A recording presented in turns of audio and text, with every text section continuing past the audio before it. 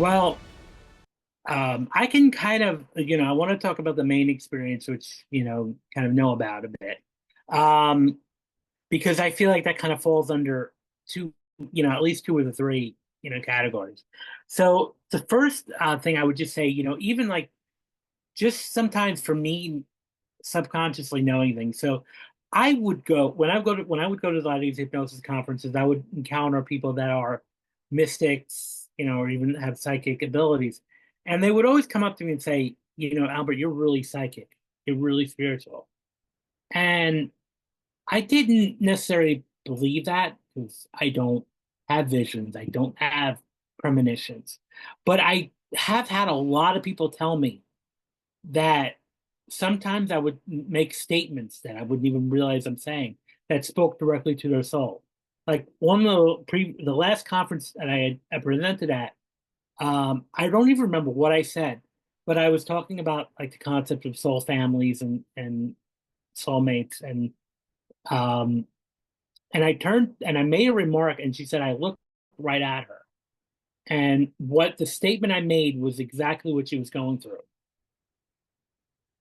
And I felt I don't know what happened. I don't even remember what I said.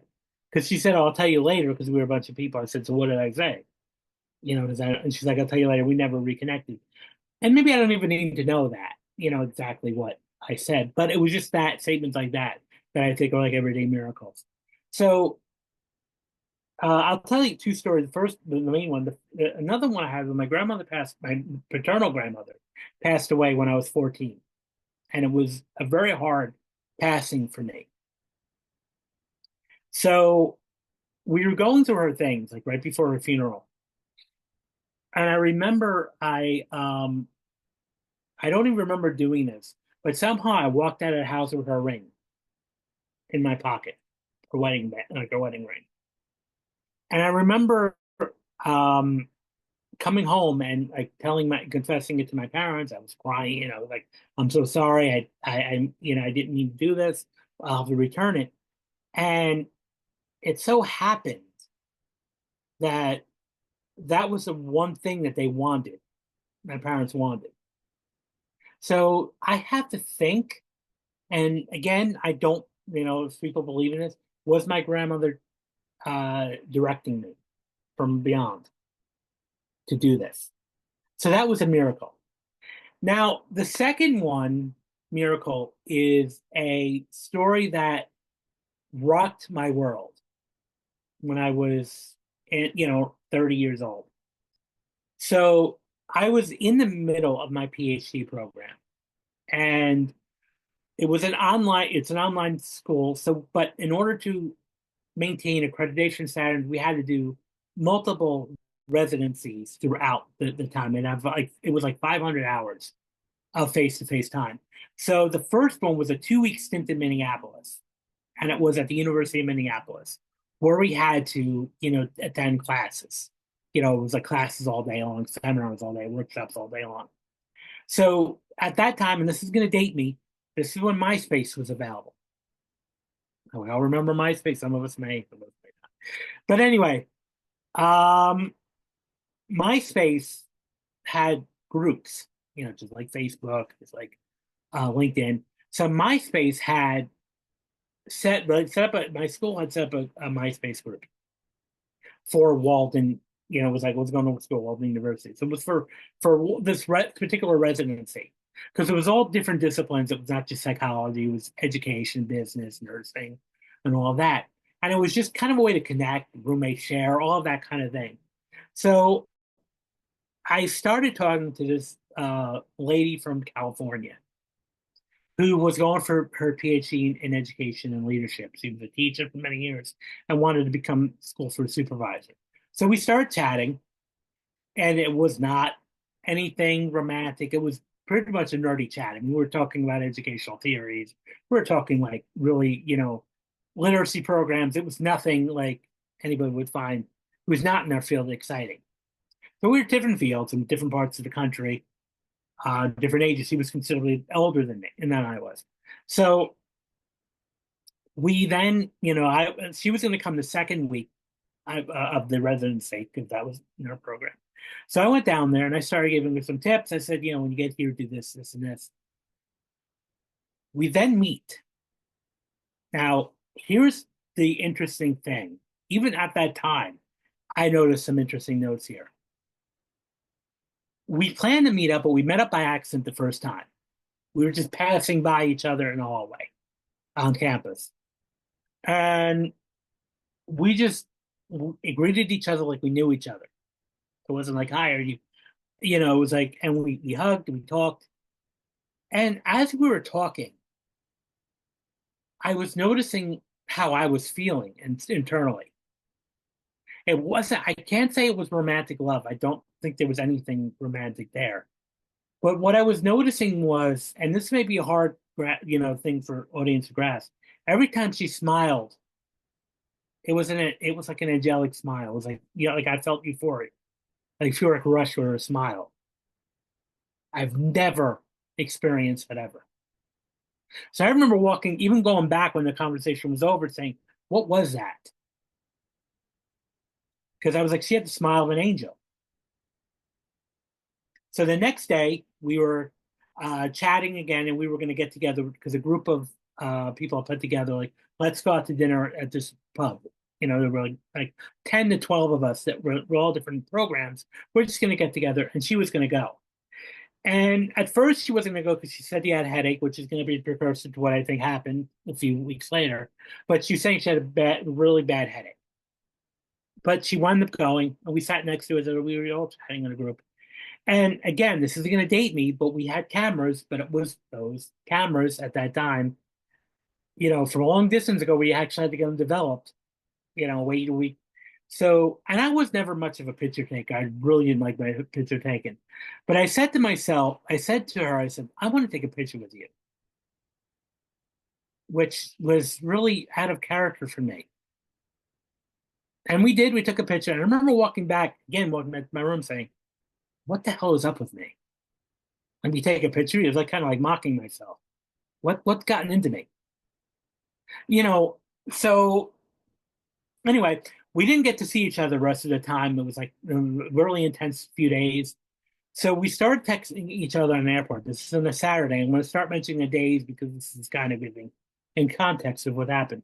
So we started texting each other Saturday in the airport, going back and forth about like, yeah, we're sorry we didn't get to see each other more.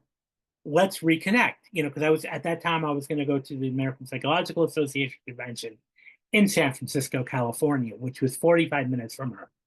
So we had agreed that, for maybe an entire day, we would just get together. She would introduce, show me around. We'd have dinner and reconnect. So we were talking all about that, getting excited about that. Sunday night rolls around. She had a hard time at the convention. Something went through. She went through had kind of and I don't want to discuss her business, but had a momentary lapse in judgment and an affair, and it didn't end well. So I was kind of talking her through that, and we spoke for like 3 hours on the phone, almost 3 hours. And at the end of the conversation, this was Sunday night, she said, "I love you, Albert." And I turned around without even thinking, saying, "I love you too." Hung up the phone. I didn't even think anything strange about that. So the next, Monday, Tuesday, Wednesday, we have lengthy text conversations that even on MySpace Messenger, talking back and forth, and we end and starting every conversation with, "Hey, I love you," and it wasn't just love you; it was like, "I love you," and "I love you too." And I started looking forward to these messages. So the last conversation that I had with her, we had another deep conversation, and she said to you, last word question to me was, do you think I'm in her perspective, do you think I'm a bad person? And I responded back, absolutely not. I think you're incredible. And so this is Friday. Now I had to go to New York because I was presenting at another conference, psychology conference in New York. So I was very nervous, and she was giving me pep talk Thursday night. You got this. Let me know how it goes out. Friday rolls on the conference. I don't hear from her. Now she was going to go visit family, so I assumed she was just very busy with family. Saturday rolls around. I still don't hear from her. It's like it was my second day of conference. This Saturday night in July. I log into MySpace and I see a message from somebody I don't recognize with Please call me in all caps. Okay, so I call her, and she's like, when was the last time you spoke to Mary? I said, 2 days ago. And she said, how did she sound? And I'm thinking, like, this is odd. Okay, sound great. hmm Well, she's like, I'm sorry to say, but Mary passed away. And I think, that feeling of sleep paralysis sometimes when your mouth can't move when you just wake up? That's how I felt. I was locked. I think I was able to mutter out what happened because all I heard the next was she was with her family. She was in the mid of conversation. Started to laugh and just passed out and it didn't never came to and died. And I was frozen. And I remember hanging up the phone saying, to my family, my friend at Walden just passed away. And everyone was like, "Oh, I'm so sorry to hear that." And I went to bed. I was just numb. I woke up and I was crying in a fetal position, wailing. Now, for months, I couldn't have a conversation or even look at a picture without crying. So I was having an immense grief reaction. And I think intellectually, the pragmatic side of me was like, what the hell is going on here? This is a woman who I don't even know.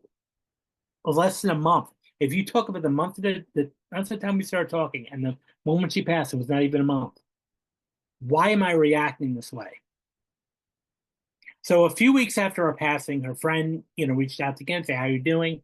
I said, "I'm having a hard time." She's like, "Well, I want to let you know a few things." She's like, I don't, she's like, "I don't mean to upset you, but you were number one on her contact list. Her name, like on her list." She couldn't stop raving about her friend Albert. And that really got to me, affected me too. I was like, oh no. Her kids reached out to me saying, her teenage children at the time reached out to me and said, my mom couldn't stop talking about you. I thought I would introduce myself to you.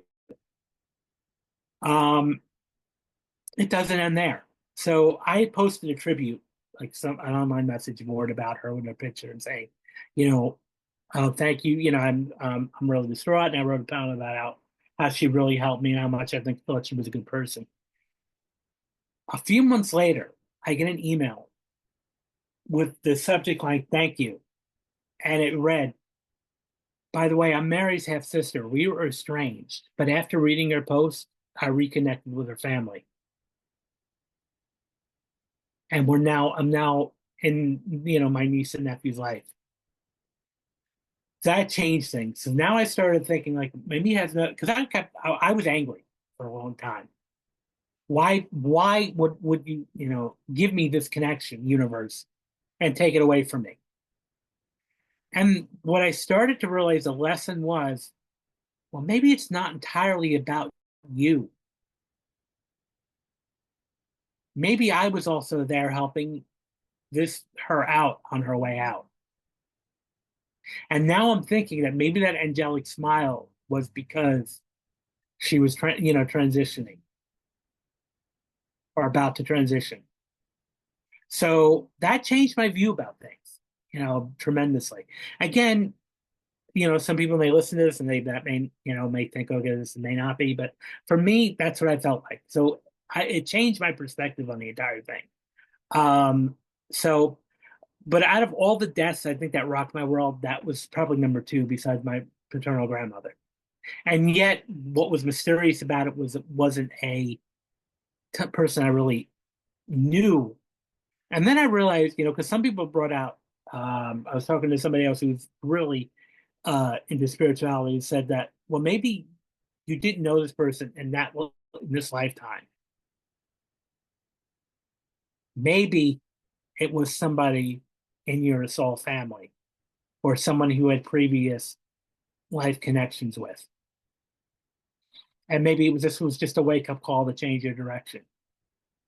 Pow. I mean, that was like a huge thing. So yeah, I will say that that's probably the most number one thing, aside from my grandmother, that really brought me the concept of miracles.